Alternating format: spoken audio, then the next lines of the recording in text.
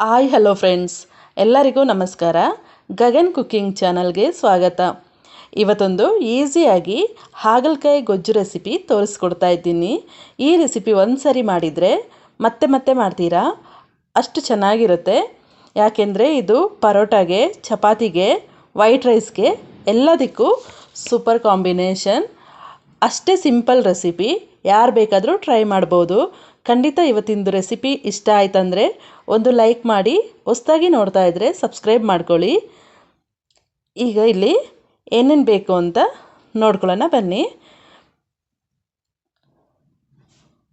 ನಾನಿಲ್ಲಿ ಸ್ವಲ್ಪ ಬೆಲ್ಲ ತಗೊಳ್ತೀನಿ, ಸ್ವಲ್ಪ ಬಿಳಿ ಬೆಲ್ಲ ಸ್ವಲ್ಪ ತಗೊಂಡಿದ್ದೀನಿ. ಹಾಗೆ ಅರಿಶಿನ ಪುಡಿ ಸ್ವಲ್ಪ, 1/4 ಟೀ ಸ್ಪೂನ್, ಅರ್ಧ ಈರುಳ್ಳಿ, ಹಾಗಲಕಾಯಿ 1/4 kg ಸಣ್ಣಗೆ ಸ್ಲೈಸ್ ಟೈಪು ಹೆಚ್ಚಿರಬೇಕು. ಟೊಮೊಟೊ ಒಂದು 300 ಗ್ರಾಮ್ ತೊಗೊಂಡಿದ್ದೀನಿ.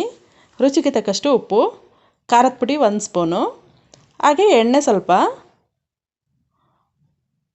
ಈಗ ಸ್ವಲ್ಪ ಇದಕ್ಕೆ ಎಣ್ಣೆ ಸ್ವಲ್ಪ ಜಾಸ್ತಿ ಹಾಕಿದರೆ ಹಾಗಲಕಾಯಿ ಕೈ ಬರೋದಿಲ್ಲ, ಹಾಗಲಕಾಯಿ ಅದರಲ್ಲೇ ಫ್ರೈ ಆಗಬೇಕು, ಹಾಗೆ ಕೈ ಬರೋದಿಲ್ಲ, ಟೇಸ್ಟಿಯಾಗಿರುತ್ತೆ.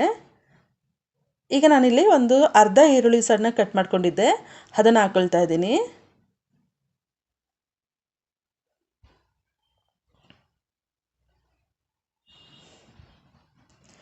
ಈರುಳ್ಳಿ ಇದರಲ್ಲಿ ಚೆನ್ನಾಗಿ ಫ್ರೈ ಆಗಬೇಕು.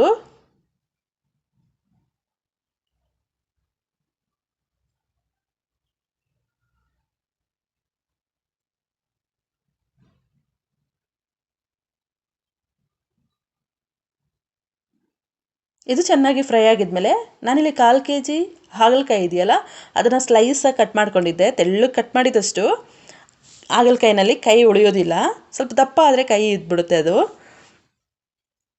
ಆದಷ್ಟು ತೆಳ್ಳಗೆ ಕಟ್ ಮಾಡ್ಕೊಳ್ಳಿ. ಇದನ್ನು ಹೀಗೆ ಎಣ್ಣೆಯಲ್ಲಿ ಒಂದು 7-8 ನಿಮಿಷ ಫ್ರೈ ಆಗಬೇಕು ಚೆನ್ನಾಗಿ.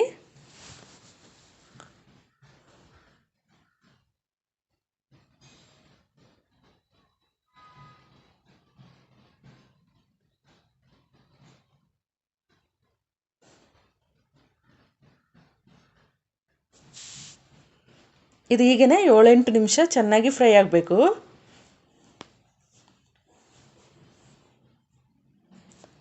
ಫ್ರೆಂಡ್ಸ್, ಈಗ ನೋಡಿ ಚೆನ್ನಾಗಿ ಫ್ರೈ ಆಗಿದೆ. ಇದು ಹೀಗೆ ಕೈ ಆಡಿಸ್ತಾ ಇರಬೇಕು ನಾವು. ಚೆನ್ನಾಗಿ ಫ್ರೈ ಆಗಿದಷ್ಟು ಹಾಗಲಕಾಯಿ ಕೈ ಬರೋದಿಲ್ಲ.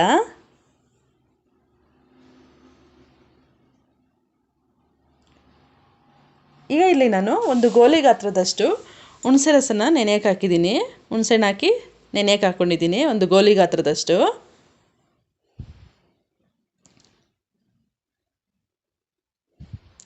ಹುಣಸೆಹಣ್ಣು ನೆನೆಯಲಿ, ಅದು ಆಮೇಲೆ ರಸ ಹಾಕೊಳ್ಳೋದ್ರೆ ಆಯಿತು.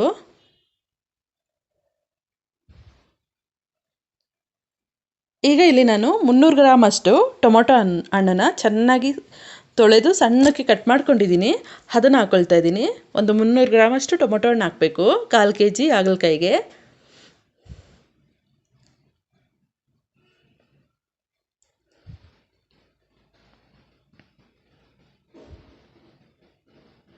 ಈಗ ನಾನಿಲ್ಲಿ ಉಪ್ಪನ್ನು ಸೇರಿಸ್ತಾ ಇದ್ದೀನಿ.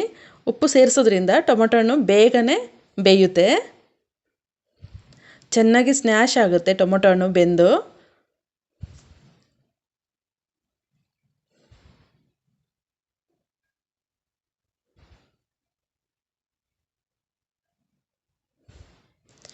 ಈಗ ಇದನ್ನು ನಾವು ಮುಚ್ಚಿಡಬೇಕು. ಚೆನ್ನಾಗಿ ಮುಚ್ಚಿಟ್ಟು ಒಂದು 7-8 ನಿಮಿಷ ಚೆನ್ನಾಗಿ ಹಾಗೇ ಮಧ್ಯದಲ್ಲಿ ಒಂದ್ಸಲಿ ಕೈ ಆಡಿಸ್ಬೇಕು. ಹಾಗೆ ಮುಚ್ಚಿಡಬೇಕು, ಇಲ್ಲ ಸೀದೋಗುತ್ತೆ. ಮಧ್ಯದಲ್ಲಿ ಒಂದ್ಸಲಿ ಕೈ ಆಡಿಸಿ. ನಾನೀಗ ಮಧ್ಯದಲ್ಲಿ ಒಂದ್ಸಲಿ ಕೈ ಆಡಿಸ್ತಾ ಇದ್ದೀನಿ, ಮತ್ತು ಹಾಗೆ ಮುಚ್ಚಿಡ್ತೀನಿ. ಒಂದು 7-8 ನಿಮಿಷ ಚೆನ್ನಾಗಿ ಟೊಮೊಟೊ ಹಣ್ಣು ಬೇಯಬೇಕು.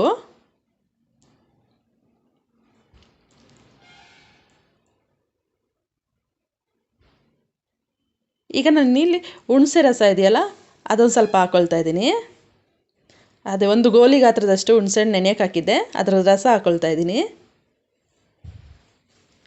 ಈಗ ನಾನಿಲ್ಲಿ ಬೆಲ್ಲ ಸ್ವಲ್ಪ ಇತ್ತಲ್ಲ, ಅದನ್ನು ಸ್ವಲ್ಪ ಹಾಕ್ಕೊಳ್ತಾ ಇದ್ದೀನಿ.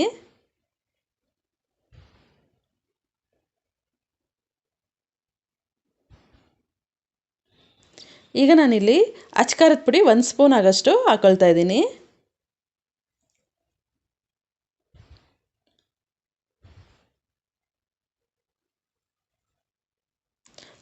ಸಿಂಪಲ್ ಆದ ರೆಸಿಪಿ ಫ್ರೆಂಡ್ಸ್. ಇದಕ್ಕೆ ಕಾಯಿ ಏನೂ ಹಾಕ್ತಾ ಇಲ್ಲ ನಾನು, ಹಾಗೆ ಮಾಡ್ತಾಯಿದ್ದೀನಿ, ಗೊಜ್ಜು ಟೈಪು ಹಾಗೆ ಮಾಡ್ತಾಯಿದ್ದೀನಿ.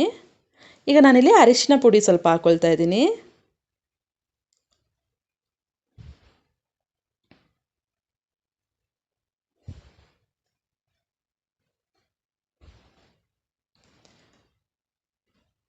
ಇದು ಹೀಗೆ ಚೆನ್ನಾಗಿ ಬೇಯಲಿ, ಒಂದು 2 ರಿಂದ 3 ನಿಮಿಷ ಚೆನ್ನಾಗಿ ಬೇಯಲಿ.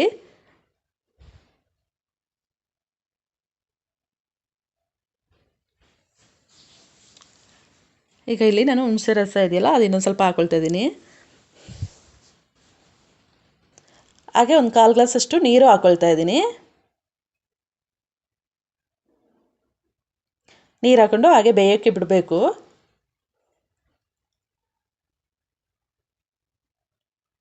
ಮುಚ್ಚಿಟ್ಟು ಒಂದು 3 ರಿಂದ 4 ನಿಮಿಷ ಚೆನ್ನಾಗಿ ಬೇಯಲಿ ಇದು. ಈಗ ಫ್ರೆಂಡ್ಸ್ ನೋಡಿ ಬೆಂದಿದೆ, ಸ್ವಲ್ಪ ಮೇಲೆ ಎಣ್ಣೆ ಬಂದರೆ ಅದು ಚೆನ್ನಾಗಿ ಬೆಂದಿದೆ, ಟೊಮೊಟೊ ಎಲ್ಲ ಚೆನ್ನಾಗಿ ಬೆಂದಿದೆ ಅಂತ ಹೇಳಿ.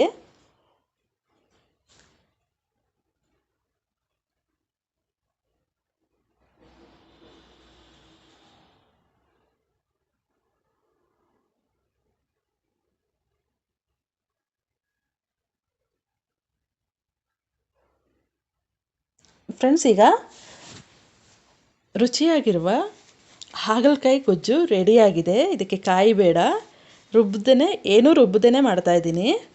ತುಂಬ ಟೇಸ್ಟಿಯಾಗಿರುತ್ತೆ ಫ್ರೆಂಡ್ಸ್ ಇದು. ರೈಸು, ಚಪಾತಿ, ಪರೋಟಾಗೆ ಸೂಪರ್ ಕಾಂಬಿನೇಷನ್. ಈ ರೆಸಿಪಿ ಇಷ್ಟ ಆಯ್ತಂದರೆ ಕಮೆಂಟ್ ಮಾಡಿ, ಹಾಗೆ ಲೈಕ್ ಕೊಟ್ಟು ಶೇರ್ ಮಾಡಿ, ಹಾಗೆ ಗಗನ್ ಕುಕಿಂಗ್ ಚಾನಲ್ಗೆ ಸಬ್ಸ್ಕ್ರೈಬ್ ಆಗಿ. ಈ ವಿಡಿಯೋ